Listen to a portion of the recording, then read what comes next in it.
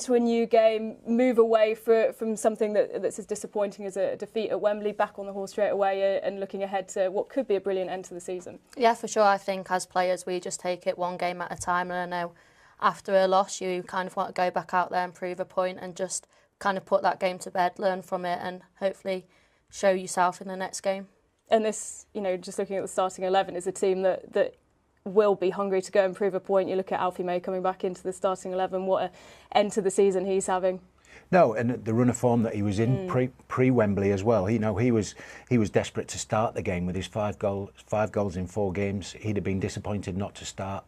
Comes on at half time and just couldn't find a chance. Really, there was nothing there for him to get his team back in the game. But the most important thing for me is it's back at St Andrews today, and that crowd that were there at Wembley in their numbers, the stadium will be full today, and that team, almost the identical starting 11, have an opportunity to put a smile on the Birmingham fans' faces with that, obviously the chance to go on and get a record number of points.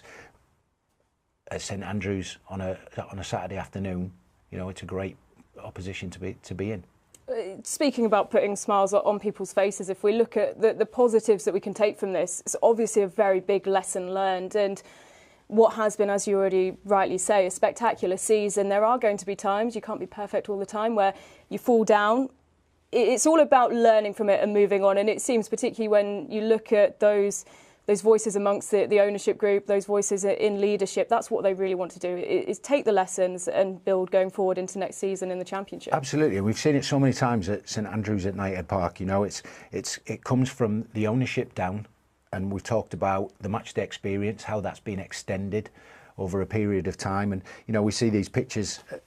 St Andrews at Knighthead Park is a completely different place now. It's that stadium with the champions of the division, with the owners doing exactly what they said they would do when they came in, and now it's about finishing the season well. So the players are showing the management and the ownership and the supporters that they want to be in the Championship side next season, because sometimes when you get promoted out of a division, you don't play as much as you have done when you're in the division higher. So it's about those players impressing everybody to say, yes, we've got promotion, but I want to play in the Championship for Birmingham City.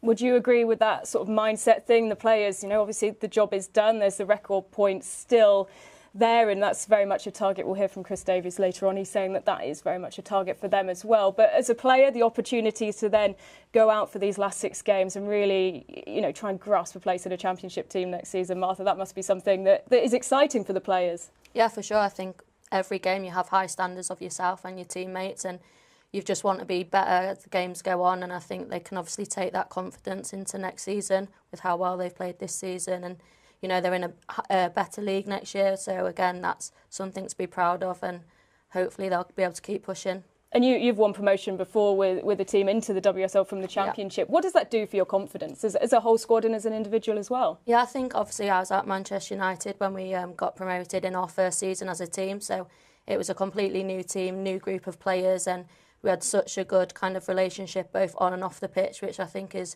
really important and probably helped us to gain that promotion. But yeah, it's probably one of my highlights in my career, getting promoted with Manchester United.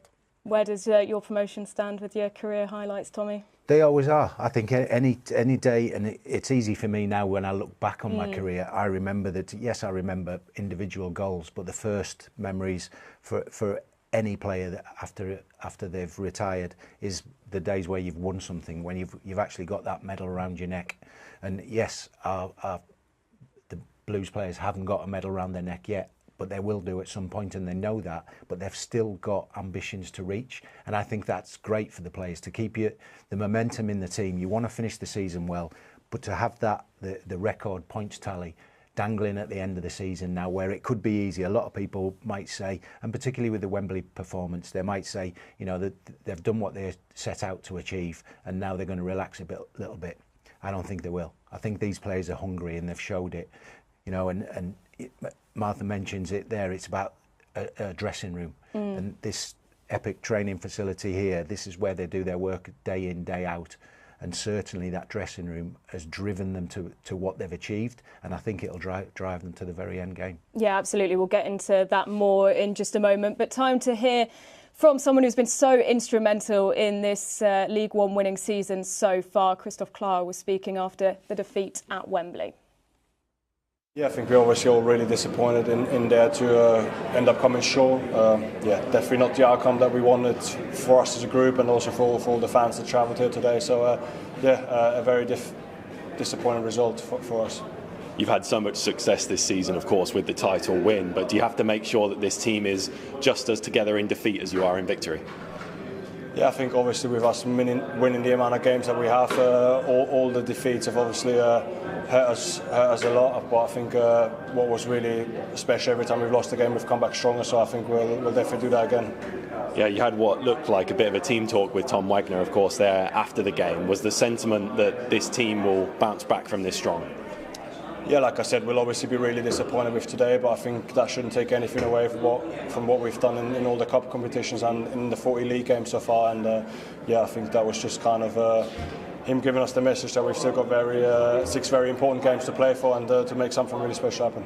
Yeah, I think defeats like today, they have to hurt, they should hurt, but I think in the grand scheme of things, you still have to take in consideration what we've done so far this season. And yeah, I think there will be some disappointed faces today, but I think we've got enough time next week to pick ourselves up and really finish the season strong. Well, Kristoff Klarer speaking there. Tommy, how important was it to get the promotion out of the way, be crowned champions? It does soften the blow from the weekend, doesn't it? Yeah, it certainly does. Like I say, the main ambition was to get promoted.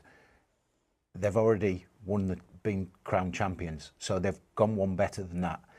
But the Wembley game was really for the supporters. You know, when you look back on it, the promotion is the main aim, and getting that medal. It must be difficult, I have to say, and I don't have any experience of it. My 3 promotions, we won in 2 playoffs and then won on the last day of the season to win this division.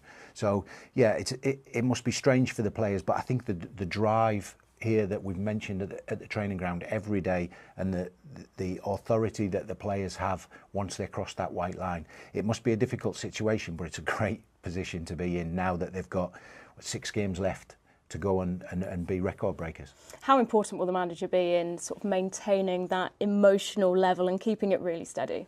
Well, we know what Chris Davies is like on the touchline, don't we? We know his desire and his will to win, and how he wants things to pan out. You know, I sat just above him when doing the commentary from the game, and we've seen him here in his technical area, trying to drive the players on and get them to commit to the plan. It didn't quite work at Wembley, but it was exactly the same there as it is at St Andrews, at Knighthead Park, and every other stadium this year. He tries to get his message across, and he tries to change things while the ball's rolling. You know, he won't wait to make changes. You know, it's quite often when there's an injury that the team comes over and they have another little group chat. So yeah, he's got that drive and an ambition certainly to succeed, and he's probably looking at a very, very big picture. As a player, you only have to look at today, and that's the most concentrated you have to be. When you cross the white line, you deal with how the ball rolls today.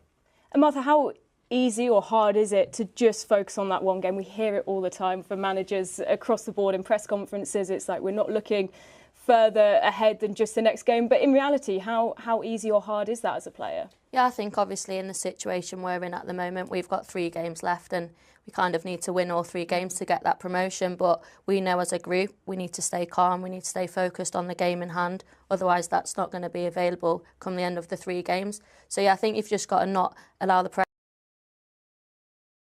what the manager's saying, and hopefully still be able to perform in that 90 minutes, because that's all you can control. And then you obviously then will go on into the next week of training, reflect on the game, see what you did well, see what you need to do better, and then hopefully that puts you in a good step for the next week of training and for the next match. I think we speak quite a lot about how the physical support for players has improved over the course of, well, from when Tommy was playing through to now, how things are growing in terms of the technical advancements that we have in terms of whether that be looking after players, but from a mentality point of view as well. Do you find that you are doing more work when it comes to staying calm, being psychologically strong going into the games? Yeah, for sure. I mean, we've had 2 or 3 psychologists kind of come in this year to really drive that calmness and for us to be able to be in the best place as a person, not just the player. So I think, that kind of helps you when you step out onto the pitch with your 90 minutes and,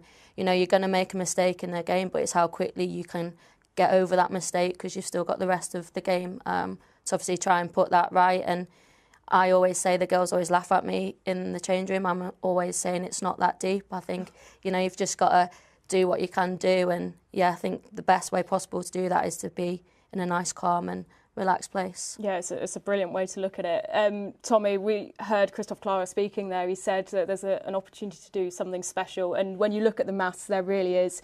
Birmingham City on 95 points already, a maximum 18 points to be taken from the next 6 games. There is now that extra weight. It feels like every week there's a new weight. You tick off promotion, you win the title, then up comes a trip to Wembley, and now eyes are set on that points record. Yeah, and I think that helps. Martha talks about the dressing room and what happens while the game is going on. You always have some players are louder than others, some players are quieter than others. It's about the energy within that group. And for me, to extend the season, they've achieved so much so early that it could have gone stale to the end of the season. But this is what they're driving for. They want to be record breakers and they want to show to everybody in this country and everywhere else what they've achieved this year. And instead of looking at a Reading from whenever they achieved it, in the future hopefully they'll be looking at Birmingham City. And you look at the bigger picture of it all. That's what the ownership wanted. The Knighthead Group wanted that. They want to put Birmingham City on the map, and it's a really good start to doing that. We'll look at the numbers. So Wolves hold the record in League One. That's 103 points. Reading, 106 in the whole of the EFL. And as we said, 95 points already secured. Another 18 that are up for grabs over the course of the next 6 games. Martha, these are big numbers. Yeah, they are very high. I mean, obviously, unfortunately, we don't play as many games as what the men play throughout their season. But again, I'm sure if we were in their position, we would be wanting to break that record. As a group, to kind of have that with promotion would be a fantastic achievement for the club. Absolutely, and it's so nice to see the symmetry and the side-by-side between the men's and the women's team. That's something we'll get onto a bit later on. When we look at the remaining games, Tommy, Crawley today, Burton away on Monday, Stevenage away, Mansfield, Blackpool, and then finishing at Cambridge United. What do you make of that next run? It's a really good opportunity. For me, the Easter weekend was always tough. My memories of the Easter weekend are towards the end of my career, so I was literally wheeling myself back onto the pitch on a Monday after playing so closely in a couple of days. But these players, they've looked after themselves. They're clearly, the sports science department plays a big part of it, but it's game after game after game. It has been all season and it will go to the end.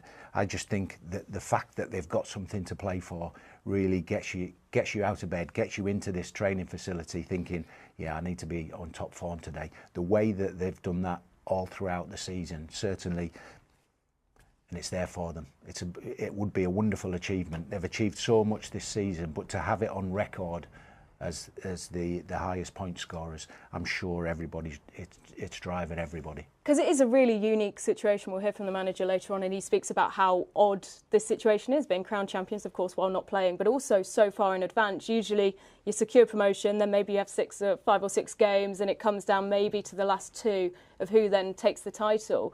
And like you said, it is hard to emotionally regulate that, but then also find the next drive, the next thing to focus on as players, because they are a hungry bunch. Yeah, absolutely. And like I say, I've never experienced it. It's very, very rare at any level of the game.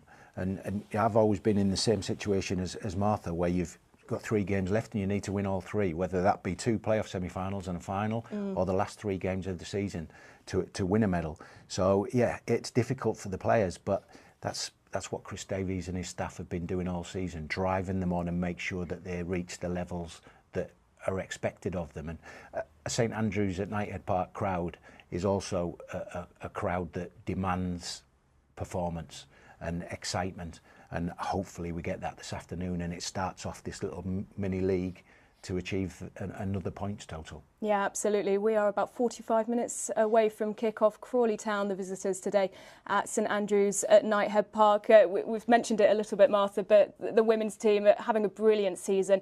It is such a challenging division, though, the Championship, and really over the course of, well, maybe the last 2-3 seasons, the quality across the board has really stepped up. Yeah, for sure. I was in the Championship a few years back when it first started, and I think I can see the kind of difference that has come through, not only on the pitch but off the pitch as well, kind of the funding towards that, and you know, the players that are now in the league, there's some big names, and I mean, ultimately we want to get promoted, we want to be in the Super League, but again, we can only control the next 3 games, and hopefully we'll be able to push on into the Super League.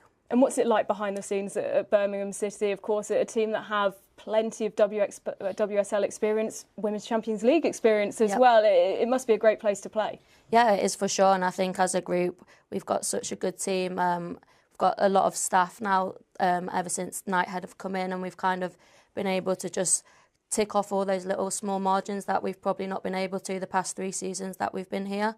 So I think we're in the best possible position that we could be in, and hopefully for ourselves and for the fans, we'll get ourselves back into the Super League. So great season so far, a tricky but an exciting run-in to come. We can take a look back at some of the highlights from the season so far.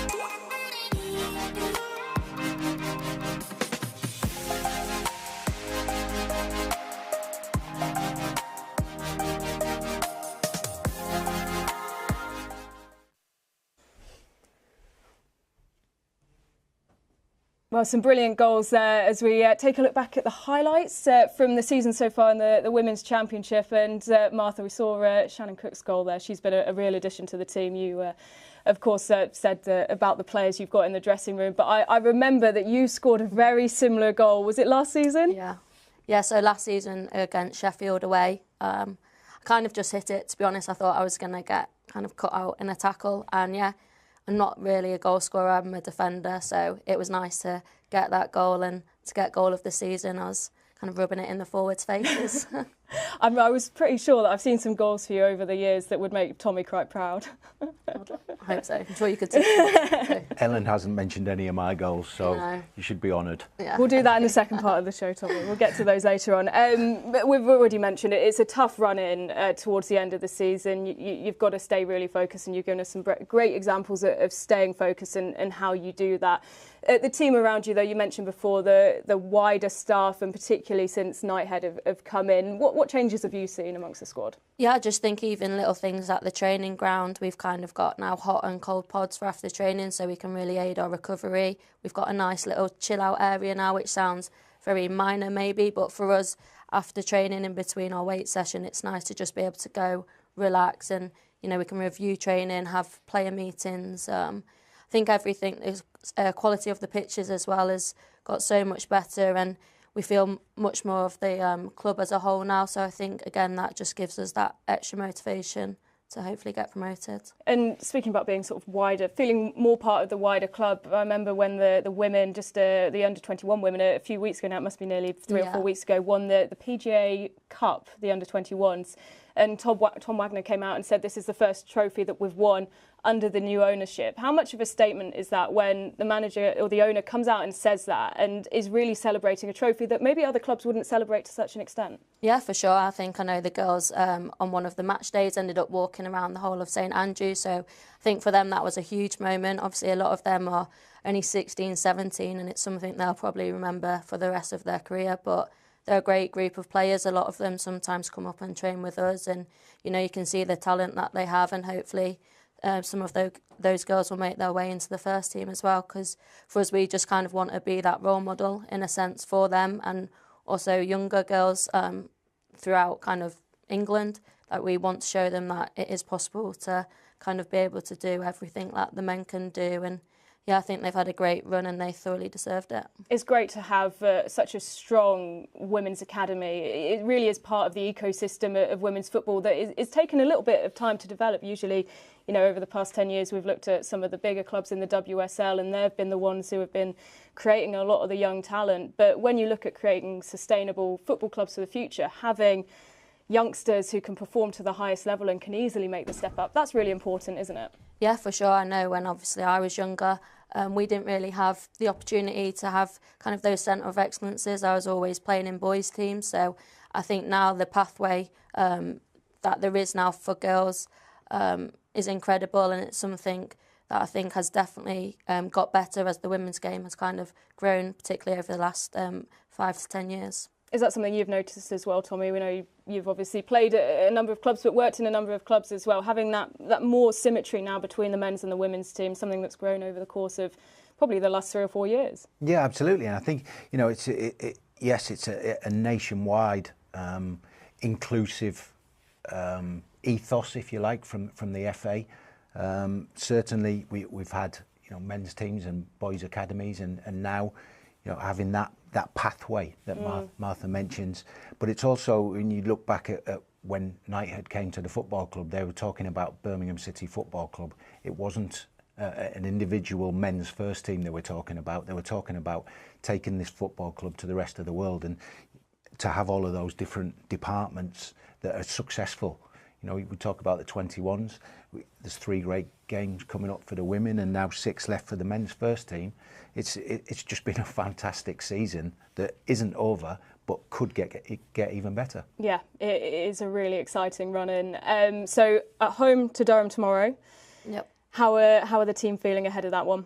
Yeah, I think really good. I think we've obviously prepared as much as we can and worked really hard in training. We've already played Durham twice this season and the result hasn't gone our way, so that just gives us that little bit more motivation to go out there and hopefully get that win. And as a group, we're hungry, we want to obviously win that game, and yeah, we're really excited to be back at home and hopefully get the 3 points. I say tomorrow, it is actually Easter Sunday. I've got my head on non-Easter mode, and of course today's Friday. So yeah, Durham at home on Sunday, and then you actually end the season at home as well against London City Lionesses. And like we said, it could all come down to that final game. What would it mean to have packed out St Andrews for that one? Yeah, I think obviously the fans are kind of like the 12th man, and I think the more fans that are there, that just gives us that little bit more encouragement, and hopefully we can go out there and put on a good show, and just the extra noise just spurs you on going into that tackle and, scoring a goal, hearing everyone around you. So yeah, hopefully a lot of people will turn up and support us and we can win the trophy. Absolutely. Martha, thank you so much for joining us. You can get your tickets, of course, by heading over to BCFC. Make sure you get your tickets now. It will be an excellent end to the season. And, of course, our women's team need all your support at St Andrews, at Knighthead Park on that final day of the season against London City Lionesses. We are about half an hour away from kick-off. It's St Andrews at Knighthead Park. It's Crawley Town at home. The game today on Good Friday. And on Blues Plus, we will be bringing you all the exclusive content and behind-the-scenes action. And who better than to show you around our boot room than our very own Ethan Laird. So this is the boot room. As you can probably imagine, there's boots. Yeah, and everyone's... Which ones do you like? Preferably nice. Yeah, so as you can see, let me just go to mine. I have a great collection here. We have the R9s. Yes, they do need a little bit of a rubby dub, but the R9s. This is the number 2,514 out of 4,500 pairs. I've got the old Hypervenoms that I've been wearing. Unfortunately, because I get stood on quite a bit, I have to have, like, you might be able to see it, I got padding there just to help me just get that padding, because I get stood on quite a bit, unfortunately, as a defender. And then obviously when you're running past players, they try to take you down some way. This was a boot that I wore on one of my first loans. No, my first loan, yeah, at MK. And I just wore it throughout the season. So then I've had to run it back. Obviously I lost them when I was at MK, because at the time I didn't realise that I wouldn't, like, I didn't think I'd want them again, you know what I mean? So then I left them there, obviously thinking, all right, at the time I was sponsored by Nike, so I just had boots coming. And then as you get older, you realise there's certain boots that you really love, and these are one of them. Well, you guys will probably know, you boot fans watching. These are the CR7 Origins, created to the exact specifications of Cristiano Ronaldo. I don't know if this is, there's a number on it, but I don't know if this means it's that number pair, but or it might be the date it was done, 14/08/2002. I got these black ones because you can never go wrong with black. These are limited edition ones. I can't remember what the reason for these were, but I have them. Yes, and I actually have a stud pair, but they're in the car. Magistas. I've only worn these for, I think, 1 or 2 games, I think. The problem is, as much as I love boots, you can't always just wear different boots because it'll mess with your feet, and I felt the effects of that at one time just because my heel started hurting. I was thinking, oh gosh, but it's because I'm wearing so many different boots. But we have the Magistas here just in case. They might come out again, they might not, we don't know.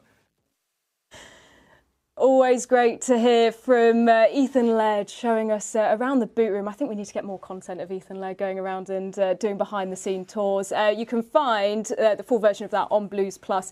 And, of course, today's game is available in various territories. And if you think that might apply to you, head over to the BCFC website for all the match pass information. We have had a switch around on the panel, and a big welcome to, of course, Birmingham City and Republic of Ireland midfielder Jamie Finn. Jamie, great to have you with us today. How are you doing? Yeah, I'm good, thank you. How are you? All good, thank you. Well, Tommy, I believe that you may have been one for switching boots as part of your superstition. If you, was it 2 games without a goal, you'd swap your boots around? I did, yes. If I went 2 games without scoring, then I would definitely wear a new pair of boots. I'd keep the ones that I'd worn for 2 games I would use in training, but certainly not on match days. I was far too superstitious as a footballer. Quite similar now, but a lot less harsh on myself. But yeah, certainly, I did keep a selection of boots like Ethan there. I would change colours to a certain extent, but if I kept scoring, I kept the same boots on, no matter how battered they were. But I would change them because it wasn't my fault that I had. It was definitely the boots' fault. I'd be changing every game if that was me. I was gonna, the boots, your boot sponsor must have hate to see you coming. Yeah, they almost went bust. Any superstitions, Jamie? Not to that extent, I don't think. I do like, you know, the personalised shin guards. Oh yeah. I do like to have them. What have you got on yours? Just like family pictures. Yeah, that would be one of them up there, yeah. That is very good. I feel like that's a nice and like healthy superstition to have, some good luck rather than burning your boots, Tommy. Yeah, we never had the personalised shin pads. Yeah. I wish I'd thought of that 25 years ago, Jamie. But no, I always wore small shin pads, and then I'd made sure my left boot went on first and I had my left ankle strapped first. No idea why. You just get into it. But I played till I was 38, so I was a pro for 21 years. So you grow superstitions. They get worse. Yeah. I tried to copy anything I had a good game, I copied it the next week. Yeah. So as we said, the match today against Crawley Town, you can find it in some territories around the world. And if you think that may apply to you, do head over to bcfc.com to check those. Let's refresh our memory of the last time we met Crawley Town just before Christmas. And it goes to Kelly, the American. His pass is picked up by Blues. And here goes Jay Stansfield first. Half-sighted goal. He was surrounded by red shirts, and one of them made a decisive, as is Christian Bielik. It's towards that near post, and a bit of a melee of bodies. Peck will hit it through the crowd and straight into the arms of Wollacott. Right-footed delivery towards that back post. Up was Conroy for Crawley Town. Stansfield into the ground, and it's a fine save from Jojo Wollacott away to his right-hand side. Certainly they've got a threat with Shawumi. Velvet bring down by Keshi Anderson. Now he can square up Barker as he drives inside. There's Iwata! Just looked like it netted in that bottom corner, but it was just a fraction wide. Corner kick from the left-hand side. We go short to Willemsen. Willemsen back to the corner kick taker, Peck, who drives towards goal. The goalkeeper just about did enough. Wollacott, an orthodox save, but got it to safety. I think it's about taking advantage of the nerves for Crawley and the anxiety in the stadium, and it's about doing this: get the ball in wide areas, see if you can get it in behind. Anderson into the penalty, Stansfield glancing header into the bottom corner. Breakthrough at Broadfield, and in our bid for Christmas #1, Jay Stansfield opens the scoring 10 minutes from time. Well, Jay Stansfield, the difference just 2 days before Christmas. Tommy, you were there. What did you make of Crawley Town on that day? Yeah, it was a difficult evening. The weather was really difficult, and their goalkeeper made some excellent saves. But thankfully, you could hear my voice on the commentary there. Every time they got into the full-back areas and crossed the ball into the box, they looked like they could score. And fortunately, Jay got in front of his man and headed the winning goal. So we've seen it many times from Stansfield this season, haven't we? We're at the right place at the right time and delivers the points. Well, Jamie, Crawley Town, of course, well down in the relegation zone, very contrasting season to what the Blues have had. But sometimes you need to be wary of these teams because they can be very hard to break down. Yeah, absolutely. I think you'll probably expect them to be in a low block, very compact. So to break that down is very difficult, as you know. Like, you need to be really persistent and patient. We've been in that a couple of times this season. Yeah, but you just need to be patient and the goals will come. And like Tommy said, you need to be in the right place at the right time. Jay Stansfield was, and quite the celebration as well. Will you be whipping out any TikTok dances if they score today, Tommy? There's no wiggle left in my head anymore. No, listen, when you score a goal like that, and it was a very frustrating evening for the players because they had so much possession, just couldn't break them down. Yeah, I'm sure today it will be a low block. We've seen it so many times at St Andrews at Knighthead Park, but it's about the work here on the training ground to penetrate that low block, and the earlier they do it, then the more successful they'll be in the game. It's been interesting to watch Crawley this season. They have had some very high-scoring games, including against Peterborough United, where they have creative players amongst the ranks. It's just not been the right balance. They have the likes of Hepburn Murphy, who I know you're a big fan of. Yeah, I worked with Rashan for a long time, and he's gone around the lower divisions, and they've got Doyle is their top scorer with 9. They are a team of individuals. It's sometimes difficult to work out what their formation is because it's so free flowing, but they desperately need points. They're 6 points from safety, so they need the games, and we've got this game and then Burton, who are also at the bottom of the league on Monday. So yes, we're fighting hungry teams who are fighting for their lives, and I think that helps us because they have to win games. They can't come to St Andrews at Knighthead Park and just accept a point. They need to win games, and that should open things up a little bit. As a midfielder, Jamie, of course, if you can find those spaces and those pockets, that's, I'm sure, where you look at the squad that Chris Davies has put out today. Of course, Stansfield, Alfie May, that's where they'd love to operate. Yeah, absolutely. Like, as you said, the midfield is packed with quality in there, and I think they're intelligent enough to find the space and get on the ball and play forward, and I think that's exactly what they'll do. I think, like you said, if they can get the goal early, I think that will settle it. But I think having, obviously, home advantage here today will be massive for Blues. Yeah, absolutely. We look at the possession stats. It's something I know we spoke about before the Wembley game. In terms of how the Blues have been able to keep such high possession, do you think it will be the same again today? A bit of a, driving forward, holding possession, just trying to find that way through? The vast majority of teams that have visited St Andrews and Knighthead Park have sat in that low block and try and counter-attack. But it's about having that football intelligence that Jamie mentions, with Peck and Iwata in the middle of the pitch, and that fluidity of whoever goes in that 10 role today. That possession is fine and your possession stats look great, but you have to penetrate and you have to score goals. And we found this season, the earlier they do that, there's almost a sense of relief, not just from the players, but from the crowd and in the stands. And it's a difficult stadium to play in when their expectations are so high. Sometimes the supporters have to be just as patient as the players, but it's difficult to do that because it's match day and everybody's excited. You know, the fan parks have been busy for hours, and everybody's looking forward to the fireworks and the kickoff. Absolutely, and you mentioned Iwata there. He's up for League One Player of the Season. You could have picked a number of players in this squad, couldn't you? The EFL, I'm sure they've had a challenging job to just identify which one out of what has been a very elite team. Where would you, or is there anyone you think you could have put in alongside him or maybe swapped him out for? Well, he's been outstanding, but for me, it's yes, individuals are rewarded by those sort of recommendations, but it's about the units and the partnerships all over the pitch. You know, we've talked about Ryan Alsop has been outstanding the whole season. I can't believe there's a better goalkeeper than him in the division. But the partnerships between Davies and Klarer, and also the middle of the pitch, Peck and Iwata, Stansfield, Alfie May, all over the pitch. That for me is what it's about, and that's built upon here in the dressing rooms here and the dressing rooms at the stadium are all about those relationships with the players. You know, we've heard the girls talking about how their dressing room is looking forward to going to 3 games, must-win games. You have to have a good dressing room to cope with that because it is pressure. It's pressure all of the time. And if I'm honest with you, it's what you miss when you retire, is the pressure. You know, I stand over a 3-foot putt on the golf course and feel a little bit of pressure. It's not the same as a full house at St Andrews when you need to win every game.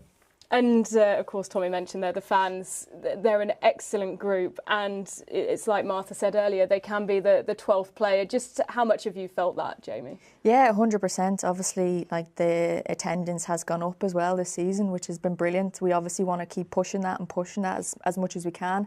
And obviously, we like to go over to the fans afterwards, after the game, and just have a conversation with them, you know, just, you know, get to know them, and obviously willing them to come back to watch us play. And listen, we've 3 games left, and we just encourage everyone to get out and watch us, hopefully get promoted. That's the key to it for me. You know, you see at the end of the game, the boys and Chris Davies go over to clap and applaud the supporters. It's about that relationship, and it's so easy to have it at St Andrews at Knighthead Park because for the men's team, it's full every week. And it's a wonderful atmosphere, and like Jamie says, the attendance is increasing for your games there. Is it, you know, it's what Knighthead said they would do when they came into the football club, Birmingham City Football Club, irrelevant of the prefix to whichever team is playing. That atmosphere at St Andrews at Knighthead Park is a wonderful place to be. We'll hear from some of the fans in a second, but how important, Jamie, has it been to have your home games played at St Andrews at Knighthead Park? And when you're talking to the fans, have they mentioned anything about how that symmetry really helps? You know, you're going to the same stadium, whether it's the men's or the women's. Yeah, absolutely. I think we all say in the dressing room, like, we love going to the stadium and playing there. I think the grass is like carpet. It's unbelievable to play in. Like, as a midfielder, you love it, you know. So since I've been at the club, I know nothing but playing there, and I think it's to have that consistency is really important for us this season, and obviously the season's gone. So this week a number of fans visited St Andrews at Knighthead Park, and we can hear a little bit about how they found their day out. The next thing you know, somebody comes in and you're begging for it to be safe, and then somebody comes in and does it. So it's to actually see some wins and an enjoyable time again. It's massive for the whole city, isn't it? I was expecting, after being one of the 4 teams that won but still got relegated on the last day of the season, I was expecting 12,000, 15,000 crowds, but it's been tough to get a ticket.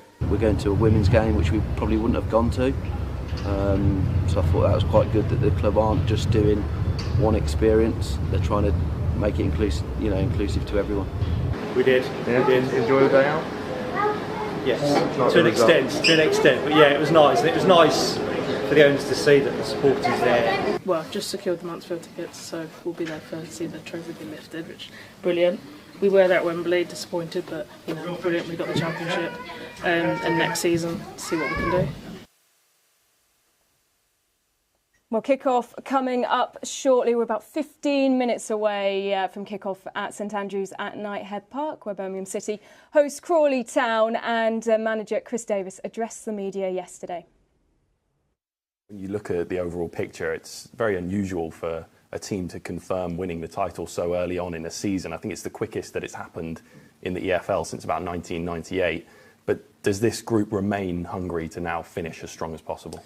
They do, yeah. I mean, it was a very unusual week, and again, I don't think anyone probably could find something similar that's ever happened before, in the sense that promotion Tuesday, title win Saturday, cup final Sunday. It's hard to really measure exactly what that does psychologically to the group, but what they do know is that the main job is done, which return the team to the championship, title winners. Ideally, and yes, they've done it, and they've done it in style. So they know that there's records out there that we could meet or break. They're aware of that. But what I really want them to do is enjoy this last 6 games, because they've earned the right to do that. I want them to go and play with a freedom, with a competitiveness as always, but make sure that they really soak it in and enjoy these last 6 games as champions, because it's very unusual. You said about the stat that the team from 1998 or whatever, but any time in English football, there won't be many teams that have ever done that. You know, 6 games as champions. What I want them to do is be hungry, absolutely, but go and enjoy playing our football, being the team that's got us here, and soak up these last few weeks. It's an incredible stat, isn't it, Tommy? 1998. How much do you agree with the manager's assessment there of just wanting to play these last 6 games, the players with a big smile on their face, knowing the work they've put in to achieve this? No, absolutely, 100% agree with him. And, you know, the word there he used is freedom. And I can only imagine, like I say, I've not experienced it. I can only imagine how the players are feeling and looking forward to, you know, the boys will be in the dressing room now, desperate to come out to those fireworks and the supporters and kick off the game, because, you know, it's a reward, but they've still got that to achieve. And you can eliminate Wolves or Reading or both from the record books and put Birmingham City Football Club there. So it's a great opportunity for the players. You know, they've got nothing to lose, because they've still done their job, whether they get to the points tally or not. It doesn't make any difference to what the plan was at the beginning of the season. They've ticked that box, and now they can enjoy it with 6 games left. And you mentioned earlier, of course, the work that's been done as a team rather than just selecting one individual player. But if we quickly look at Chris Davies and everything he's done, we've mentioned it before, we'll have to say it again, it's so easy to forget this is a man in his very first senior managerial job as a head coach. And still a young man. Yeah. You know, he's done remarkably well to get the players to buy into his ethos, his style of play. And we've also talked this season about having a possession-based team. Most managers will tell you, I'd love my team to play football the way that Birmingham City does. It's not easy to do, because you have to overcome the opposition game plan, and you have to also stand up and be counted. To have a possession of the ball is one of the hardest parts of the game. We can all run around and make tackles, but in possession of the football, you have to be confident and deliver it to one of your teammates. So it's not easy to perform the way Chris Davies wants his players to, but every one of them to a man has achieved it. He's been very open about taking acceptance as well, that playing out from the back in the manner that he likes his team to occasionally will cause problems, lead to errors. To have a manager to take that weight off your shoulders, Jamie, that must be something that the boys will really appreciate. Yeah, absolutely. I think, as you said, like, if you're playing out from the back, you will lose the ball. That's a fact, like that will happen. But if you know that your manager says, listen, just get on with it, next one, that's obviously a relief off your shoulders, and it makes you want to do it again and again. Like, you want to keep playing out from the back. You don't want to get the keeper and just go, right, lads, let's go. You know, it gives you that confidence to get the ball down and play. For me, there was one point at Northampton away a couple of weeks ago. They scored an own goal, and I looked at Chris Davies. I was doing the commentary, so he was just below me in the technical area there, and he was giving them the thumbs up. You were trying the right thing. It didn't come off, but you're trying the right thing. We've got plenty of time. We can get back into the game, and it's about that reassurance that they were trying. Nobody makes a mistake on purpose in a game of football. It's about trying the right things at the right place at the right time. Sometimes you just have to clear your lines. I get that 100%, but it's about believing and sticking to the plan. And in the dressing room on your side of the football club, Jamie, another very driven and attention to a coach that really values attention to detail in Amy Merricks. Yeah, absolutely. I think it's great that we have a female manager in that role, and obviously we have 2 female assistant coaches as well, which is, I think, brilliant to see in the game now. But yeah, attention to detail is great, and I think the girls are really willing to learn and take that on board, and I think that's so important.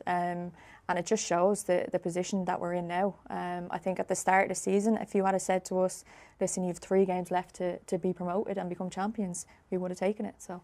And what's her messaging been ahead of these big 3 games? I think, like what Martha was saying, it's that old cliche of take it one game as it comes, and I think you can get distracted with outside noise and people talking, but you really just have to look at what you can control, and that's your training session leading into the games, and then that game at the weekend. That's all you can control. What is it, Tommy, that sets these elite coaches apart from the rest? Well, we're talking about 2 very young coaches as well, aren't we?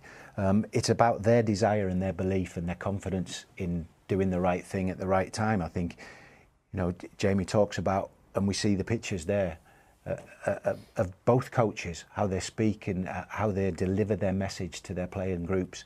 But it's about getting the players on board. The players have to buy into that and think, do you know what, I believe him or her, and we can be successful playing football the way that our head coach is telling us, and that's the key to it. Absolutely. So we are just a few moments away from the teams emerging at St Andrews at Knighthead Park. A reminder that this game is available to watch on Blues Plus in selected territories, and if you think that may apply to you, head over to bcfc.com to check all the broadcasting regulations and get your hands on the match passes. We can take one final look at the team news, starting with our visitors, Crawley Town. And Tommy, as we go to the live shots as well of St Andrews at Knighthead Park, the names that stand out, we've already spoken about Hepburn, Murphy and Doyle as well. You think those are going to be the 2 who will make the biggest impact today for the visitors? I think so, just because of their style of play. It's very free-flowing. They get the ball forward very quickly. So, yes, they're certainly a threat going forward, but it's about how we handle the possession of the football and break down that low block that Jamie talked about earlier. It's certainly, we see the supporters in the seats already. They've been there for a couple of hours. They're desperate to cheer on their team after a disappointing Wembley. So, it hopefully could be a great atmosphere and a great afternoon. Absolutely. Let's take a look at the team news for our Blues as well. And it is just one change from the defeat to Peterborough United at Wembley. Alfie May back in the starting 11. He has been on fire, Jamie, and as a player who's had to really battle with whether he would be in the starting 11, where he wouldn't be, it's so tough for those forward positions to come out and always acquit himself so well. It's a really strong trait of his.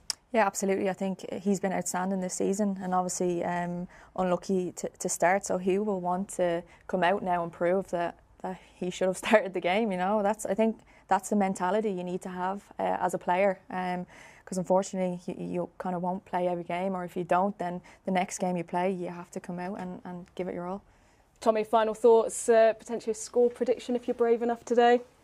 I think if we score early it could be a couple of goals. I don't think Crawley defensively have enough to hold us back, and I like having Alfie and Jay in the starting 11. Alfie's got 5 in 5. He had 4 in 4 at the beginning of the season. I'm expecting goals today. Jamie, thank you so much for joining us, and Martha as well. It's brilliant to have you both here. Best of luck for the rest of the season, and of course, please do head over to the BCFC website. Get your tickets for our remaining home games for our women's team. It is going to be an excellent running, and they need all your support as we head to what could be a decisive and thrilling final day. A reminder, of course, as well, that this game is available on Blues Plus in selected territories. As always, head over to bcfc.com to get your match passes and to check all the broadcasting regulations there as well. We can hand you over to St Andrews at Knighthead Park and our commentary team of Matt Delaney and Marcos Painter. Their players who come out the tunnel first to give the ceremonial guard of honour and recognise the champions of League One as Blues make their way out of the tunnel, flanked by the Crawley Town players. Fireworks, and with Marcus Painter alongside me. Well, Blues promoted with 6 games to spare. You know, the result from Wembley will be hurting.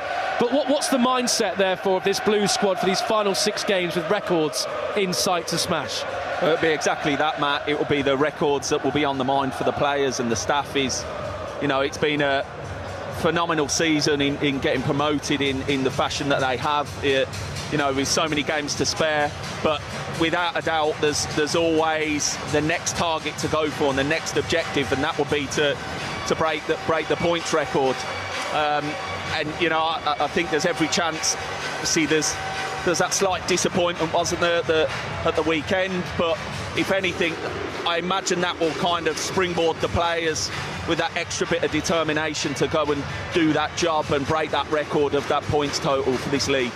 Yeah, as we await the champions to make their way onto the turf. I mean, as you say, Wembley, a great day regardless of the result. It felt like a culmination of the fan base connecting with the club on so many levels. And there go the flamethrowers. The champions greeted to the turf by a guard of honour in Crawley's away strip as Kristoff Klarer leads out the League One champions. The first time back on our home turf since obtaining the crown of the 3rd tier. Klarer, Allsop, Ben Davies, Tomoki Iwata, Pek Sung-ho, Ethan Laird, Keshi Anderson, Alex Cochrane, Willem Willemsen, followed by Alfie May and Jay Stansfield. Enjoy their moment, birthed in flame, as we secure our place back in the championship and make our way to the halfway line. But no, Paints, Wembley, it felt like a combination of the fan base connecting with the club after a decade of despair and distrust. And days like this as well, packed out St Andrews, flamethrowers going off. It's just a tribute to the work that Knighthead have done already. Oh, it's a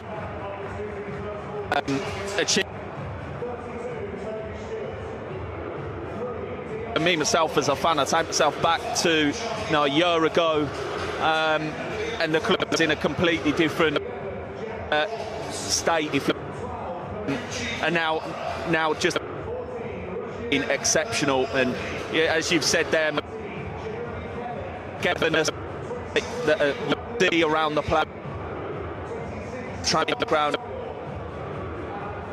he's going in a positive direction, and credit to the was to go and get, and that will all add to the excitement and the positive. Yeah, the remit and expectation may have been to achieve promotion, but Blues have achieved and some. 6 league games, Blues lead, and here's the line at Wembley Stadium at Allsop starts in goal. Laird, captain Klarer, Ben Davies, and Alex Cochrane. So, EFL player of the season starts alongside Keshi Anderson, Willem Willemsen, and Jay Stansfield, with Alfie May up in the starting 11. On the bench, Bailey Peacock, Mark Leonard, Taylor Gardner-Hickman, Harris, Grant Hanley, and a first involvement of Myung Jae Lee since his signature from the K-League in January.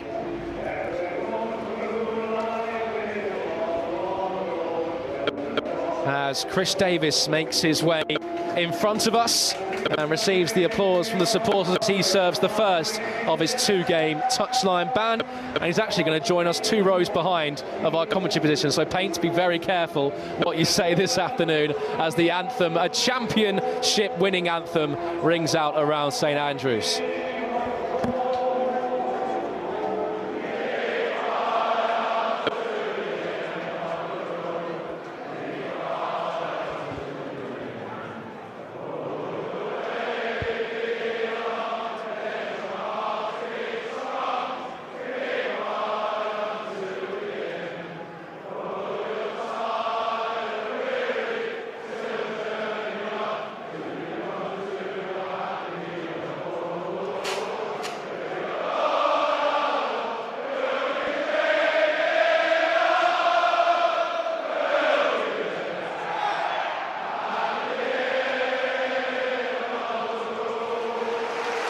The start of the Blues coronation marked in fine voice around St Andrews at Nighthead Park. So here we go then, the first of 2 final home games. And today, the Delta Airways match day, the Delta Airlines match day, as the Summit meets the Cellar. Blues flying high, enjoying the view from the top. Crawley staring over the edge. And here's how the Red Devils line up this afternoon. Toby Stewart, the 3rd emergency goalkeeper that Crawley have had to sign at late notice just this past month due to all 3 of their first team goalkeepers being injured. He starts between the posts. Radcliffe, Conroy and Barker in the back 3. Kelly and Rolls, their 2 wing backs. Ibrahim, Fraser and Kamara in behind Doyle and Hepburn Murphy for the Red Devils, as Pek Sung-ho makes the first burst down the left hand side. Cochrane early ball into the penalty area, is headed down inside his own 18-yard box by Conroy, and then it's some improvisation at the back by Ibrahim, but Crawley managed to slender the ball away, and their changed grey away strip, Crawley Town with the red trim, I should say, as Ethan Laird carries the ball over the halfway line, and Tomoki Iwata in the centre circle. Iwata seeking the run of Jay Stansfield. He's found him over the top. It's Stansfield for Blues. Big early chance, big early save for Toby Stewart on his EFL debut. Yeah, big chance for Stansfield early on there, you know, operating on the left-hand side for Blues, which is slightly different to what we used to. Chris Davies going with Alfie May down the middle as the number 9 and Keshi on the right, but excellent start there by Stansfield.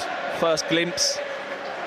Yeah, Jay Stansfield, who scored the winner at the Broadfield Stadium a few months ago against Crawley, on one of those nights where it just took something special in a gritty away performance. And as he so often has this season on the way to the League One title, Jay Stansfield stepped up with the winner those months ago.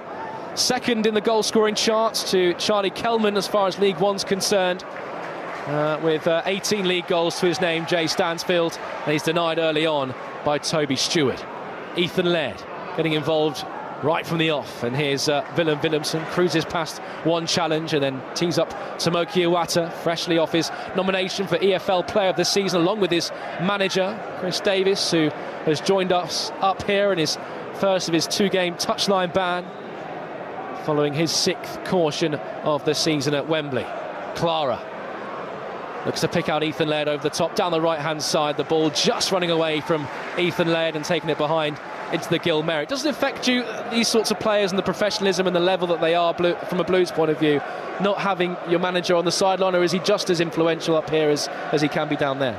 Well, the thing is, there's been so much planning that goes on throughout the week in the lead up to games that really once the game kicks off and that whistle goes, the focus is what goes on the pitch. You're not necessarily kind of distracted by what's coming on from the sidelines. So, as I say, the preparation and planning would have been done well in advance, and